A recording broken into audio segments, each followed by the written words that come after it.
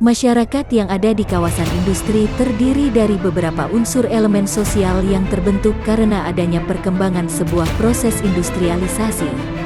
Permasalahan yang muncul di dalam lingkungan masyarakat industri antara lain, hubungan atau interaksi antara atasan pekerja buruh masyarakat sekitar pabrik, adanya perubahan-perubahan yang diakibatkan kehadiran bangunan-bangunan pabrik yang berada di sekitar masyarakat baik yang bersifat sosial, budaya, ekonomi hingga pengaruh perkembangan yang mengarah pada pemahaman atas sifat yang materialistik. Imbas dari adanya proses industrialisasi tidak terlepas dari adanya permasalahan-permasalahan yang cenderung mengarah pada kecemburuan-kecemburuan sosial, baik yang bersifat materialistik maupun yang diakibatkan dari adanya hubungan atau interaksi yang tidak harmonis dari setiap unsur elemen yang ada di masyarakat industri dalam bentuk distorsi-distorsi sosial. Terhadap Krakatau Steel Group sepakat bahwa kita sama-sama mari jaga kondusivitas, tetapi lebih sepakat lagi bila semua investor itu harus membangun sinergi dengan konten lokal. Kita mendukung untuk mengembalikan kejayaan PT Krakatau Steel. Yang kedua, bagaimana SDM lokal ikut masuk jajaran direksi. Yang ketiga, bagaimana juga komponen lokal atau konten lokal ini diberdayakan. Yang ketiga, bagaimana dengan keberadaan dari nelayan dan juga kepedulian terhadap PKL. Alhamdulillah Allah meridhoi kita sehingga surat kita diterima oleh Menteri BUMN, surat kita diterima oleh Komisi 6 DPR RI, dan alhamdulillah pada akhirnya Allah memberikan ridho dan putra daerah masuk dalam jajaran direksi Krakatau Steel, yaitu Pak Widiansyah. Suka tidak suka itu bagian syariat, kita ikut berjuang. Yang lain tentunya perjuangan kita tidak sampai di sini. Kenapa? Karena banyak sekali hal-hal yang memang harus kita sikapi bersama. Bagaimana menginterpretasikan konten lokal itu seperti apa, penjabarannya bagaimana, sehingga aksi hari Selasa tanggal 24 itu lebih satu, menekankan kepada yuk kita bareng-bareng mengembalikan kejayaan Krakatau Steel. Yuk bareng-bareng bagaimana konten lokal diberdayakan. Yuk bagaimana bareng-bareng agar nelayan juga diperhatikan dan PKL diperhatikan. Baik Bapak Kakang, sesuai yang saya sampaikan, mungkin ada berita-berita juga, hal-hal yang positif, strategi apa, langkah apa dan sebagainya. Untuk itu mari kita diskusikan. Assalamualaikum warahmatullahi wabarakatuh. Waalaikumsalam. Yang terhormat teman-teman yang hadir di tempat ini, alhamdulillahirobbilalamin, hari ini kita bisa berkumpul kembali dalam badan sehat walafiat. Hanya hal yang perlu saya sampaikan hari ini. Yang pertama tadi dibilang Kang Hilman bahwa kita hari ini datang dalam rangka menyamakan persepsi, supaya tidak ada dusta di antara kita ke depan. Tujuan kita pertama adalah sekali lagi kita menyampaikan aspirasi kerakyatan ini lewat gabungan LSM, OKP dan Ormas. Artinya sudah bertahun-tahun, insya Allah tujuan kita ini adalah mulia dan kita memohon ridho dari Allah SWT untuk mengabulkan ini semua. Konsep pertama kali kenapa kita berjuang ini, biar teman-teman juga tahu bahwa KS adalah milik usaha negara, BUMN. Artinya di situ ada uang negara, ada uang rakyat. Dan teman-teman harus tahu ini, jangan sampai kita berkumpul kita tidak tahu apa yang kita sampaikan. Apa perjuangan ini? Di situ ada uang negara, uang rakyat yang ratusan triliun telah hilang dari pandangan kita. Itu. Jadi teman-teman harus tahu ini kenapa konsep kita itu. Maka yang kita lakukan ke depan sesuai Pak Hilman tadi menyampaikan adalah yang pertama adalah kita memohon kepada direksi yang baru, Saudara Purwono Widodo yang menjadi direktur utama sekarang. Beliau orang lama di KS. Saya kenal beliau mulai dari Kadis, direksi anak perusahaan, bahkan direksi Krakatau Steel, bahkan dia menjadi direktur utama KS. Kita memohon kepada mereka adalah yang pertama adalah mengembalikan kembali kejayaan KS dari dahulu kala, dari zaman tahun 73. Dibilang Pak Hilman bahwa KS dulu adalah nomor 1 di Asia Tenggara. Benar? Betul. Ya, dulu negara tetangga belajar bikin baja di kita. Bayangkan, negara tetangga dulu jadi murid, sekarang sudah berproduksi di atas 10 juta ton per tahun. Krakatau Steel 2 juta ton belum nyampe. Guru, dulu gurunya baja di Asia. Iya kan? Apa nggak bangga kita rakyat Cilegon, khususnya Banten ini? Iya kan? Tetapi apa yang terjadi? KS ini dipimpin oleh para rampok dan maling. Saya katakan, dipimpin para rampok dan maling, amanah yang diberikan oleh rakyat kota Cilegon disepelekan oleh mereka. Dan tidak ada perwakilan dari lokal konten yang bisa mengambil keputusan di Krakatau Steel. Nah, baru terjadi sekarang saudara Agus Nisar Fidiansa. Iya kan, yang baru pengumuman kemarin. Tapi beliau sebagai direktur direksi pengembangan dan usaha. Tapi direktur utama adalah saudara Purwono Widodo. Itu yang pertama, kita mengembalikan kejayaan Krakatau Steel. Kita mohon kepada direksi kembalikan kejayaan KS lebih dahulu supaya berfungsi buat rakyat lokal konten, khususnya adalah Provinsi Banten. Itu yang pertama. Yang kedua, kita harus masuk di dalam struktur organisasi komisaris ataupun direksi di anak perusahaan. Karena itu hak vetonya direktur utama. Yang bisa menentukan itu Purwono Widodo semua.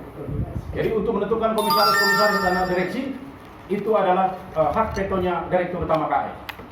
Itu. Jadi itu yang kedua. Pertama adalah mengembalikan kejayaan Krakatau Steel. Yang kedua adalah lokal konten masuk dalam struktur organisasi komisaris dan direksi anak perusahaan. Itu yang kita minta. Yang ketiga adalah masalah pengusuran PKE, termasuk saudara-saudara kita Kang Haji Ibrahim dari Nelayan. Ini yang kita minta strategis. Jadi mereka mengusur ini orang-orang sejarah, iya kan? Ya kata Kang Hemi kemarin, hari-harinya kita neng cerembengin kata Kang Haji Mastur. Nah sekarang saya mau jualan pakai warungnya di situ nggak boleh. Apa itu? Iya kan, perintah saja. Tidak ada pemberdayaan lokal konten. Artinya yang ketiga adalah mari kita peduli kepada pedagang kaki lima seputaran Krakatau Steel Group. Yang berikutnya adalah kita mempedulikan saudara-saudara kita dari nelayan. Apalagi dibilang nelayan kemarin Kang Haji cuma ngambil di apa? Di pantaran sungai. Kenapa mereka tidak memberikan itu? Nah ini kan mungkin mereka kan belum kita sampaikan aspirasi itu. Ini Solo ini didorong oleh Allah SWT. Amin. Yang keempat, apa yang kita lakukan? Saya minta seluruh pengusaha yang monopoli keluar dari KS, diganti pengusaha lokal konten. Jadi 4 poin itu, ini yang kita pertahankan. Saya bilang sampai titik darah penghabisan. Iya kan? Kalau setuju mereka dengan 4 poin ini, saya bilang tidak akan jadi demo. Setuju nggak kira-kira teman ini? Oh, sepakat. Ya, sepakat. Ya kan? Sepakat. Kalau mereka di dalam negosiasi nanti, iya kan? Mereka menyetujui ini, iya kan? Jadi ini saya menyampaikan 4 poin ini. Kalau Krakatau Steel mau bergening seperti itu, monggo. Ayo kita berdamai saya bilang. Tapi kalau dia nggak mau, ya kita demo. Lanjut. Dan kita demo ini terus sampai puluhan ribu orang. Lanjut. Kita sekarang waktunya untuk memperdayakan lokal konten. Bayangkan kita lokal konten tidak pernah diperdayakan. Betul. Ya, apa sih yang terjadi? Iya kan? Sekarang fungsinya KS buat rakyat lokal. Betul. Ngambil scrap harus izin Cina. Peraturannya harus punya pabrik peleburan. Wes nanti kita punya peleburan. Lapak aja susah apalagi peleburan. Dibikin aturan yang sulit supaya rakyat lokal ini nggak bisa bernafas. Itu. Nah, sekarang poin yang keempat itu ditanya sama Pak Eko. Ending akhir adalah para penguasa bisnis IKS yang sudah monopoli menggurita puluhan tahun. Bahasa saya dari mulai dia numpak motor Vespa sampai bikin hotel. Iya kan? Bergeser. Betul. Ya, kami rakyat lokal pengen juga, Mak. Iya kan? Itu. Jadi artinya inilah perjuangan lo, teman-teman. Ini perjuangan untuk membangkitkan kembali, dan teman-teman harus sadar Cilegon adalah pengangguran nomor 2 terbesar di Banten. Bayangkan, katanya kota dolar. Iya kan, tapi pengangguran terbesar di Banten. Yang kedua, investasi paling besar nomor 4 di Indonesia. Per tahun 1.000 triliun lebih. Terus di mana uang? Di mana kepedulian para pengusaha asing? Atau para pengusaha-pengusaha, pabrik-pabrik pengusaha yang ada di kota Cilegon? 200 pabrik jumlahnya di kota Cilegon ini. Tapi kita nomor 2 terbesar pengangguran di kota.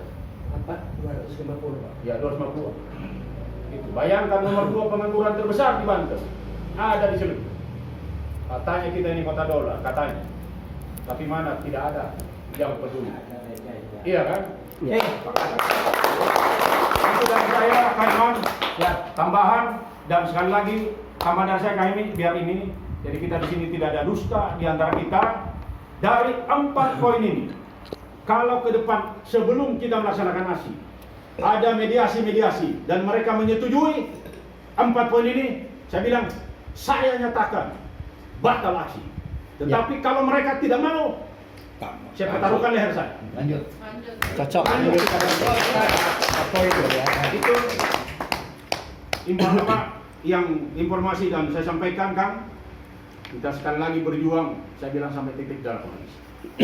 Tapi untuk membela kebenaran dan membela rakyat kecil, khususnya kita di kota Cilegon yang selalu menerima dampak yang tidak benar dari PT Karkatosti.